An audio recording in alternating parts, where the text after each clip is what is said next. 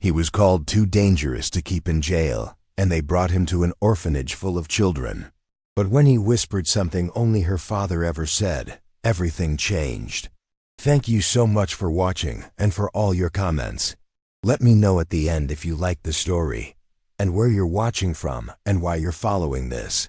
The year was 1878, and the small town of Pinecrest, nestled at the foot of the Rockies, had seen better days. Drought had ravaged the farmlands for 2 seasons, leaving the townsfolk with dwindling resources and shorter tempers. The orphanage on the outskirts of town was feeling this strain more than most. Emily Caldwell, a young woman of 22, stood on the porch of the dilapidated orphanage, watching the children play in the dusty yard.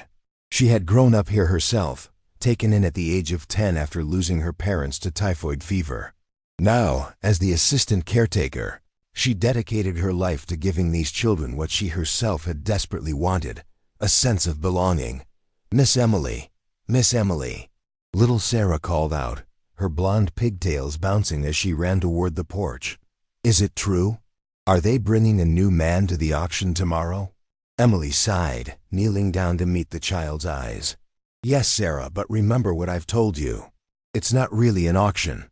It's a contract labor agreement." Though the practice of indentured servitude was officially becoming outdated, in frontier towns like Pinecrest, the sheriff occasionally held what locals called auctions for drifters or troublemakers who needed to work off debts or minor crimes. The buyer would pay the sheriff, and the individual would work for their new employer for a set period. "Mrs. Winters says we're going because the orphanage needs a strong man to fix the roof and chop wood before winter," Sarah continued, her eyes wide with excitement. Emily nodded, tucking a strand of hair behind Sarah's ear. "That's right. But it's not something to be excited about. These men are people, not items to be purchased." Later that evening, as Emily prepared dinner with Mrs. Winters, the elderly matron of the orphanage, they discussed tomorrow's event. "I don't like it either," Mrs. Winters admitted, her wrinkled hands kneading dough with practiced movements. "But we've been turned down by every man in town when offering fair wages. The roof won't last another winter, and these children will freeze without proper firewood." Emily placed potatoes into the pot of boiling water. "Who is this man anyway?" Mrs. Winters lowered her voice. "They say he's a mountain man. Been living wild up in the hills for years. Got into a brawl at Sullivan's saloon 3 nights ago, nearly killed 2 men. Sheriff Cooper locked him up, but doesn't want the expense of keeping him. Says he's too wild for prison." Emily's stomach tightened. "And you want to bring someone like that here, around the children?" "We need someone strong, Emily. Someone who can handle the heavy work, and will be careful. He'll sleep in the old shed, not in the house." Emily looked out the window at the darkening sky.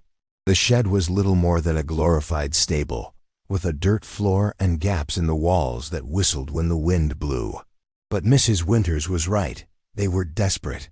The next morning, Emily found herself standing in the town square with Mrs. Winters and the oldest of the orphanage boys, 16-year-old Thomas, who insisted on coming to protect them. The crowd murmured as Sheriff Cooper led a man onto the makeshift platform. Emily's breath caught in her throat. The mountain man was tall and broad-shouldered, with a wild black beard and hair that hadn't seen scissors in years. His hands were bound before him, and his piercing blue eyes surveyed the crowd with undisguised contempt. His buckskin clothing was worn but serviceable, marking him as someone who lived off the land. "This here's Jacob Ward," Sheriff Cooper announced. "Strong as an ox, knows the mountains and woods better than any man alive. 6 months of labor to pay off his debt to society and damages to Sullivan's place." The bidding started low.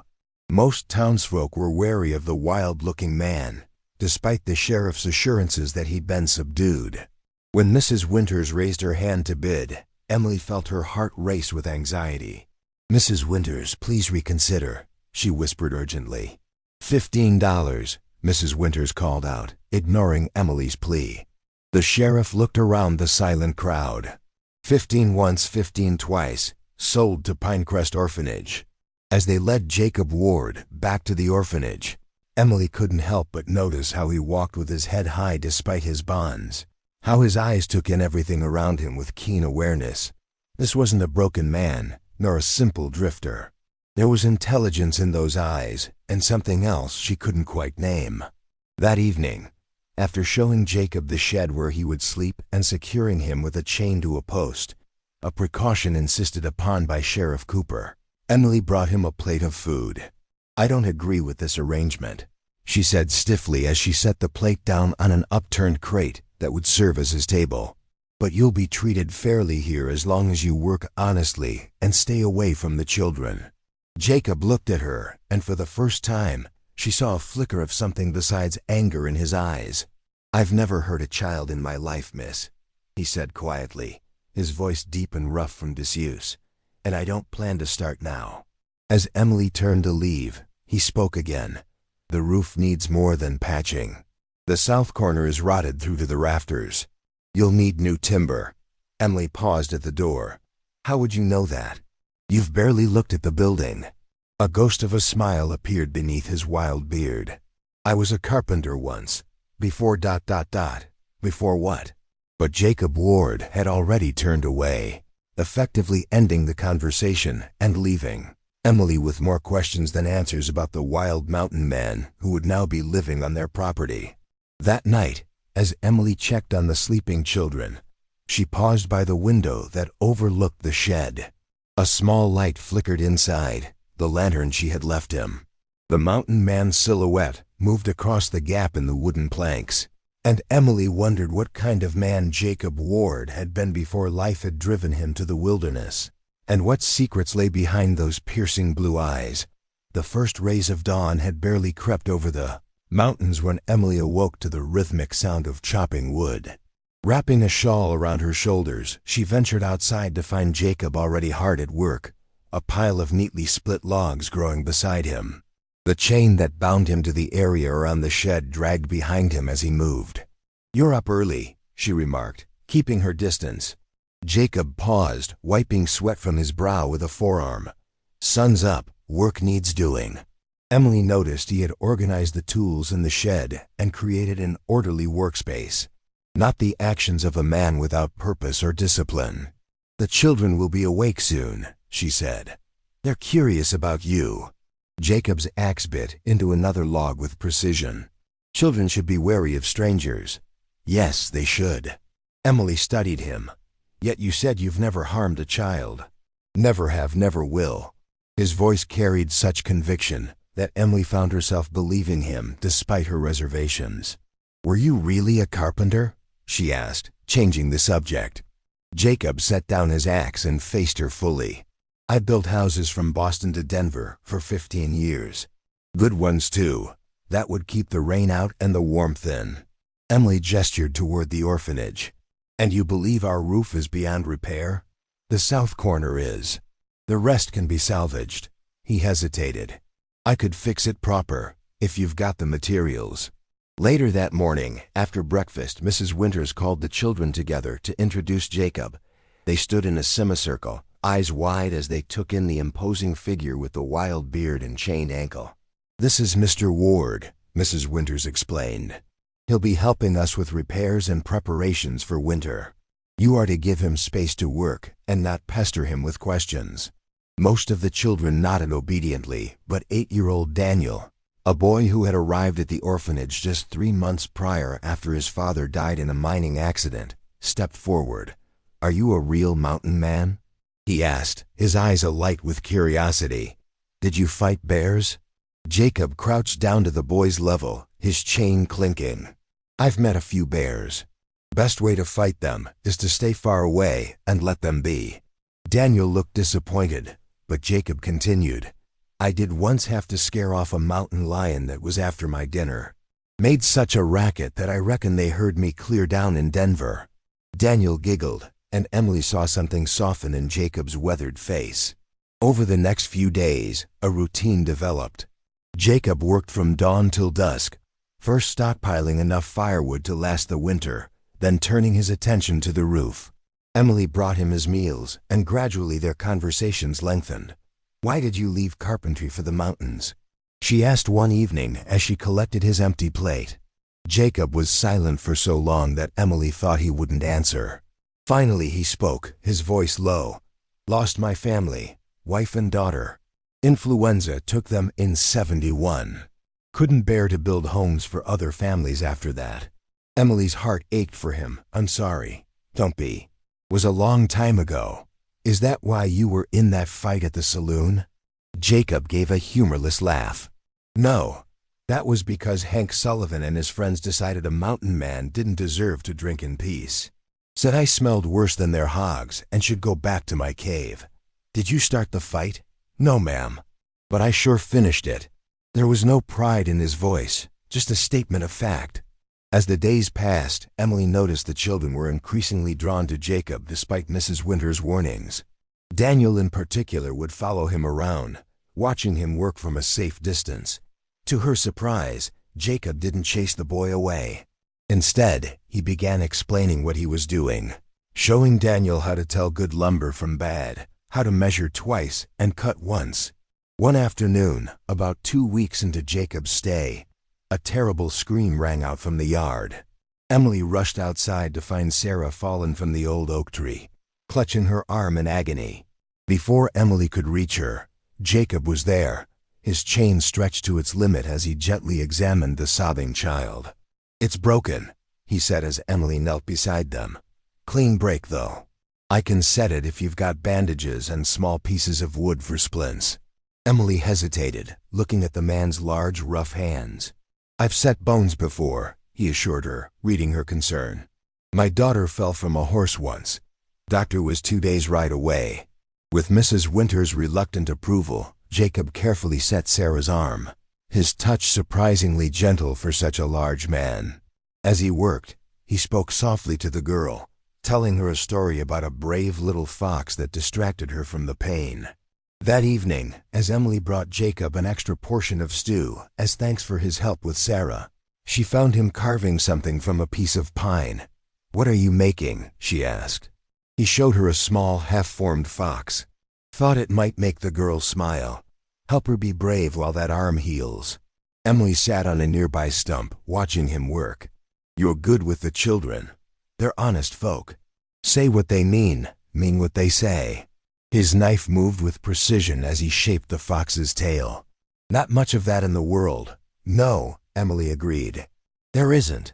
A comfortable silence fell between them as Jacob continued carving, and Emily watched the sunset paint the mountains gold and purple. "My father was a carpenter too," she said finally. "He built this orphanage, actually, though it was just a family home then. After he and my mother died, I had nowhere else to go. Mrs. Winters took me in, raised me alongside the other orphans." Jacob nodded but didn't speak, giving her space to continue if she wished. "He used to say that wood has a memory, that it remembers the forest it came from, the rain and sun it grew under. That's why you have to work with it, not against it." Jacob's hands stilled on the carving. His eyes, when they met hers, held a strange intensity. "Your father was right," he said quietly. "Wood does have a memory, and so do mountains.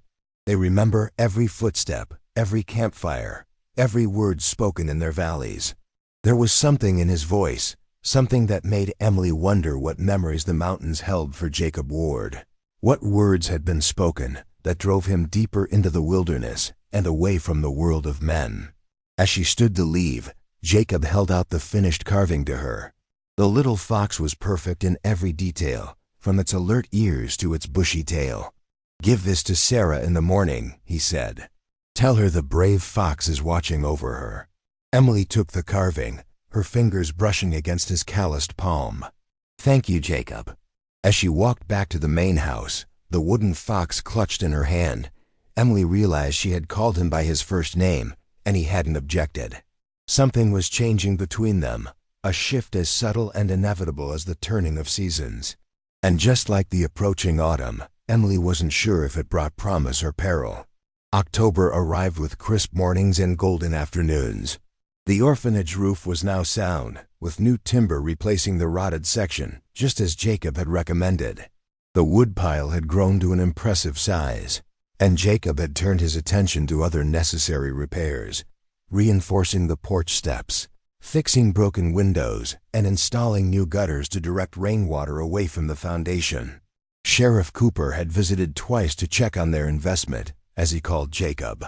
Each time, he seemed surprised by the mountain man's industry and the improvements to the orphanage.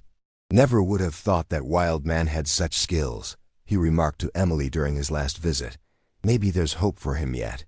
Emily had simply nodded, unwilling to admit how wrong her initial assessment of Jacob had been. The chain on his ankle remained, a requirement from the sheriff, but it had been lengthened to allow him more freedom to move around the property. The children had fully embraced Jacob's presence.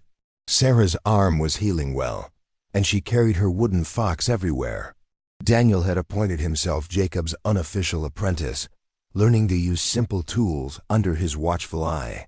Even Mrs. Winters had warmed to him, especially after he built new shelves in the pantry without being asked.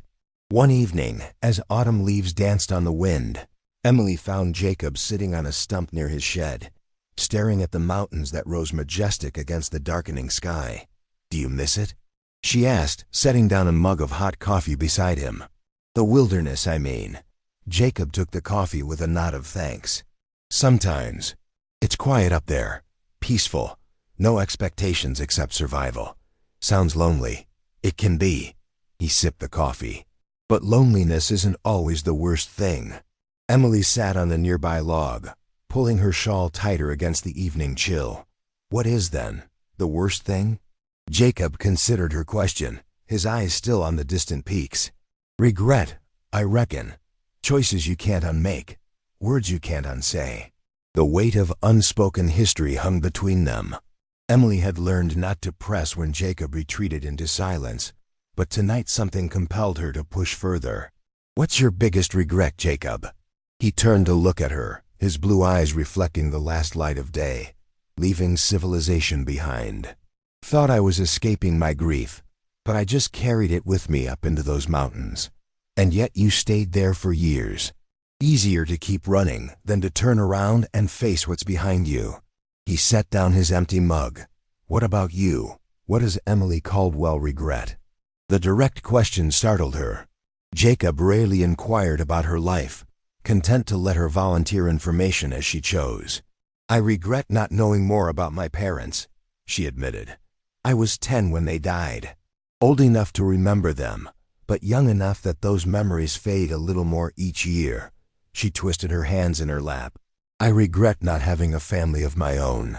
"You've got family," Jacob said, gesturing toward the orphanage where lamplight glowed in the windows. "Different kind maybe, but family all the same." Emily smiled sadly. "It's not quite the same though, is it?" Before Jacob could respond, Daniel came running from the house, his face alight with excitement. "Miss Emily, Mr. Jacob.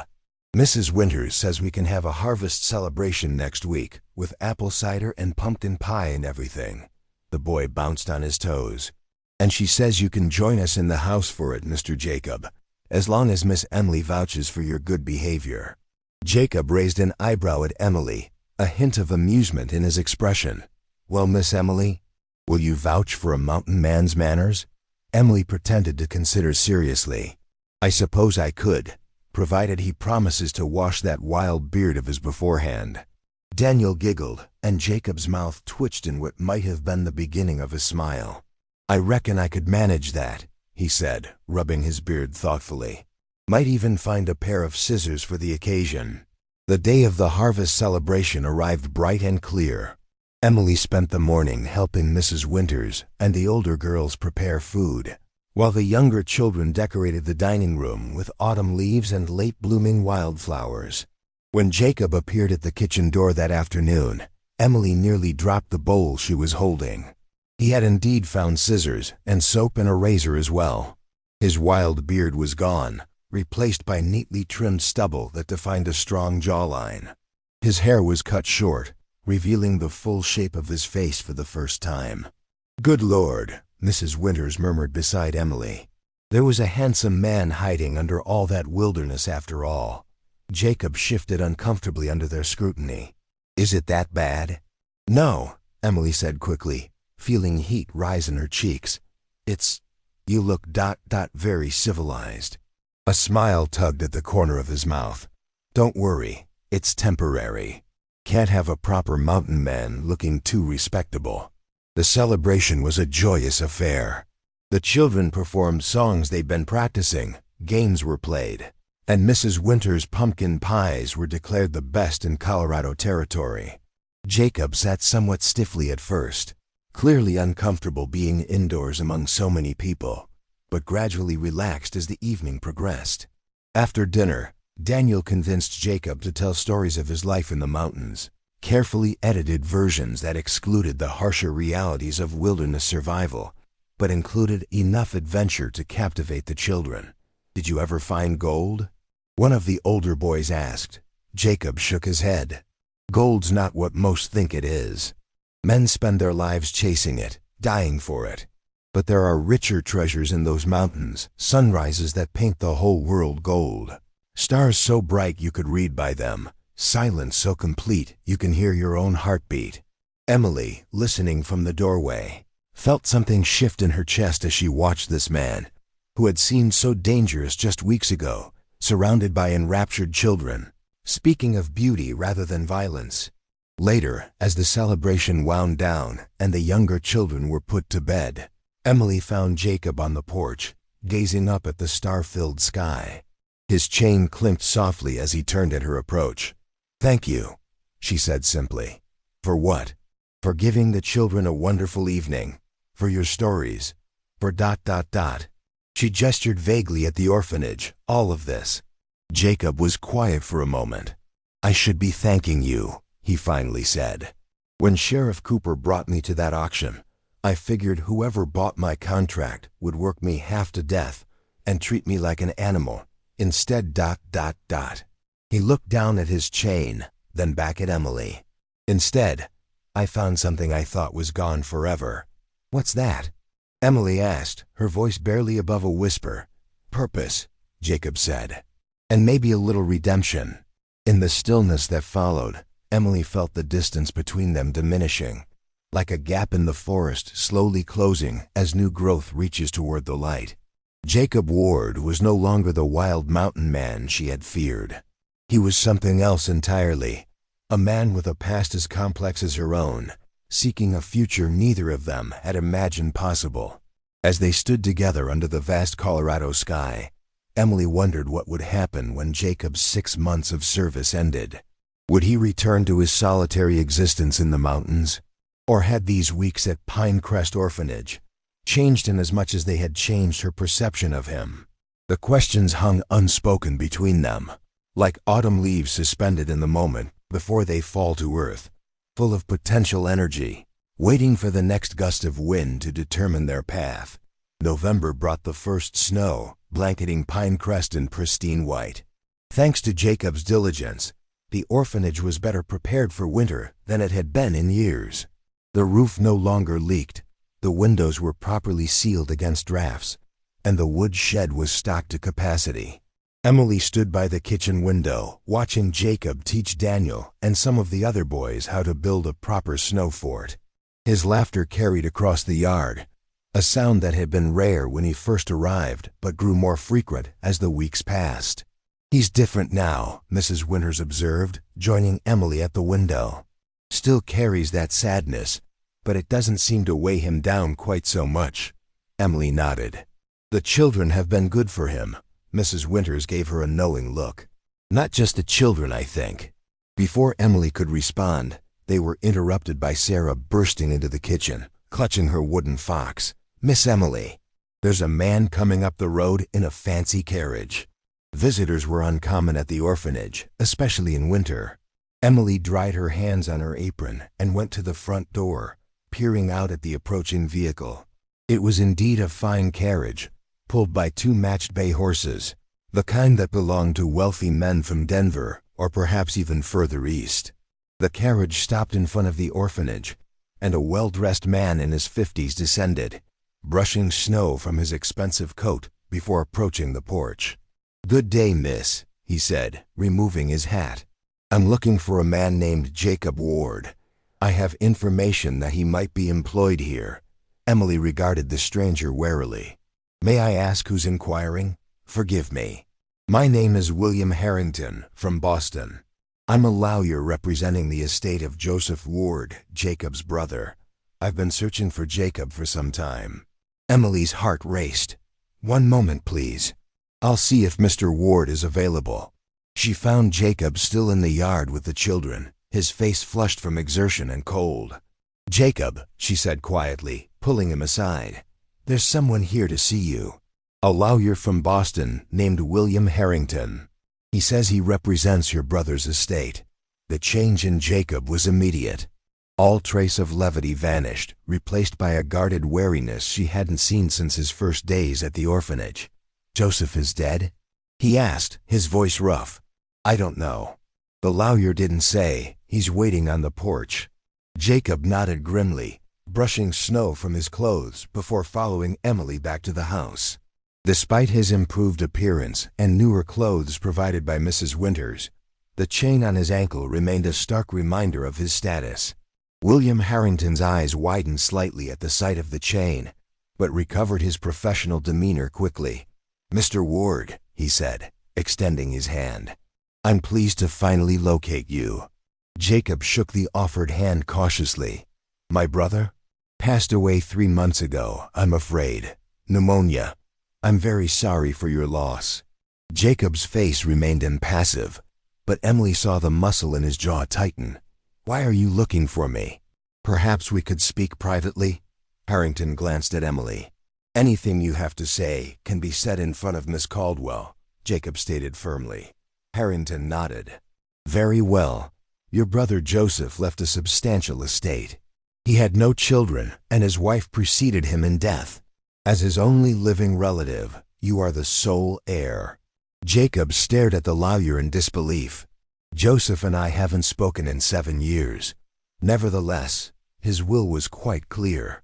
The entire estate, including his carpentry business, properties, and investments, is now yours. It's quite a significant inheritance, Mr. Ward. You're a wealthy man. Silence fell as Jacob processed this information. Emily watched emotions flicker across his face, shock, confusion, and something that might have been grief.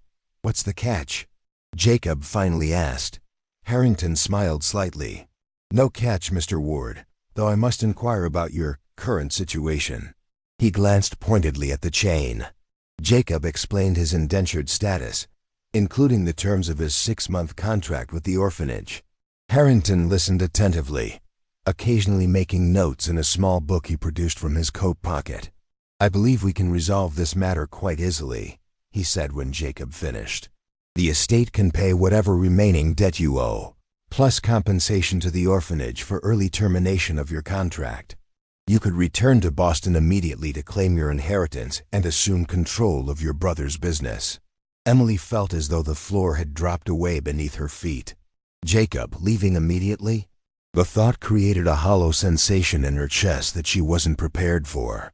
Jacob was silent for a long moment. I'll need time to consider this, he said finally. Harrington looked surprised. Consider it? Mr. Ward, this is a fortune we're discussing. The business alone is worth more than most men earn in a lifetime. Nevertheless, Jacob said firmly, I'll give you my answer tomorrow. Where are you staying? The Silver Dollar Hotel in town. I'll come to you there. After Harrington departed, Jacob retreated to his shed without a word to Emily. She gave him space, understanding his need to process such unexpected news alone. But as evening fell and he hadn't emerged, she brought him dinner as usual. She found him sitting on his cot, staring at a small object in his palm, a simple gold wedding band. Your wife's? She asked softly. Jacob nodded. Only thing I kept when I left everything else behind. He closed his fist around the ring. Joseph and I argued before I left. Terrible things said on both sides.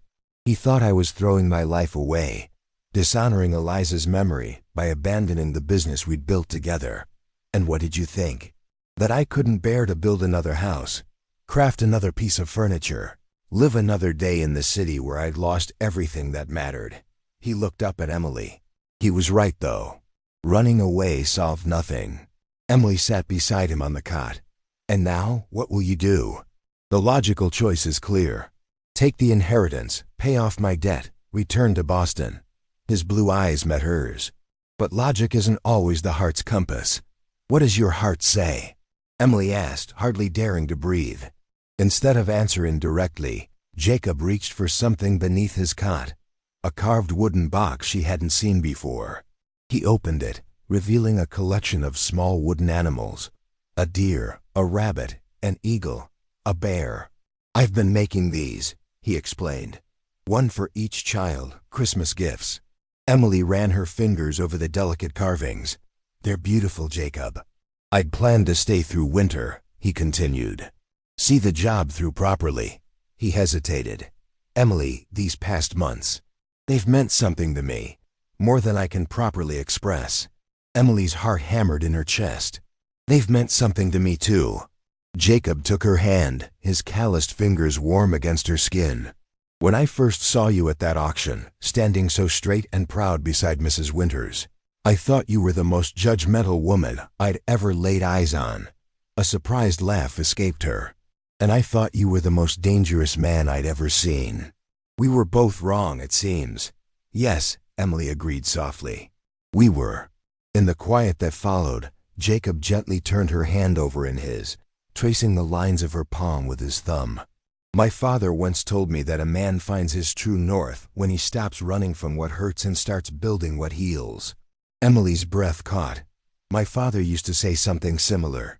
He said that true strength isn't found in what we can endure alone, but in what we dare to build together. Jacob's eyes widened slightly.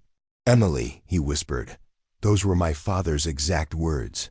He said them to me the day I opened my first carpentry shop. That's impossible, Emily said, shaking her head in disbelief. My father couldn't have known yours.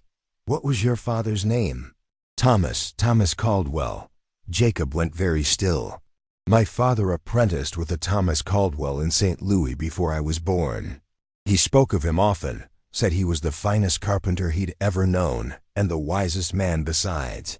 My father lived in St. Louis before moving to Colorado, Emily said, her mind racing. He would have been the right age. He taught my father that saying about strength and building together. Dad passed it to me when I was learning the trade. Jacob's voice grew thick with emotion. All these years later, across all that distance, his wisdom found its way back through you. Emily felt tears prick her eyes at this unexpected connection, this thread that somehow linked their pasts together in ways neither could have imagined. What are you going to do, Jacob? She asked again. Jacob looked at the wooden animals, at the ring in his palm, and finally at Emily's face. I'm going to town tomorrow to see Harrington. I'll accept the inheritance. It would be foolish not to, but I won't be returning to Boston, at least not permanently. Hope fluttered in Emily's chest. No. I'm going to ask him to arrange for the business to be sold, the properties too. Then I'm going to ask Sheriff Cooper how much it would cost to buy this land surrounding the orphanage. It's good land, could support crops, livestock. These children deserve better than dependence on town charity. You want to stay, Emily said, hardly daring to believe it. Here, in Pinecrest. Jacob nodded. If I'm welcome. You are, she whispered. Very welcome. The next morning, Jacob rode into town with Sheriff Cooper to meet Harrington and settle his affairs. He returned by afternoon, the chain removed from his ankle at last, a free man in every sense. As Christmas approached, the orphanage transformed. Jacob's inheritance allowed for improvements beyond what anyone had imagined possible. New beds for the children, proper winter clothes, abundant food, and even a few toys and books. On Christmas Eve, as the children opened their wooden animals with delight and exclaimed over the other gifts, Emily found Jacob standing by the window, watching the snow fall. Happy? She asked, joining him. More than I believed possible again, he admitted. Emily, there's something I've been meaning to ask you. Yes? Jacob turned to face her fully. I know it hasn't been long, and I'm still rough around the edges, but I was wondering if you might consider. Yes, she interrupted, her heart full to bursting. Whatever you're asking, yes. Jacob laughed, the sound rich and warm. You don't know what I was going to say. I know enough, Emily replied, taking his hand in hers. I know that life gave us both second chances we didn't expect. I know that wisdom from generations past somehow brought us together. And I know that I don't want to spend another day wondering what might have been. Jacob's eyes shone with emotion as he reached into his pocket and pulled out a small wooden box. Inside lay a ring, not his wife's gold band, but a new one, crafted from a special dark wood and inlaid with a small piece of polished mountain stone. I made this, he said, from the same timber we used to fix the orphanage roof. Seemed fitting somehow. As he slipped the ring onto her finger, Jacob whispered the words that their fathers had shared so many years ago. True strength isn't found in what we can endure alone, but in what we dare to build together. Outside, snow continued to fall on Pinecrest, covering the scars of the past and preparing the earth for new growth to come. Inside, surrounded by the children who had helped heal his heart, Jacob Ward, no longer a lonely mountain man but a man who had found his true north, embraced the future he never imagined possible and the woman who had helped him find his way home.